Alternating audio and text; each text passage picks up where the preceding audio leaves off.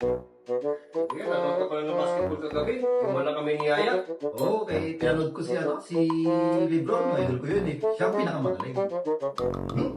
Si Michael Jordan ang pinakamagaling sa lahat. Matanda na yun. Kung painit ko lang sa akin pa siya. Hawakan mo sa buhok, hindi makakalaman na maayos yun. Nakawig yun. Fight!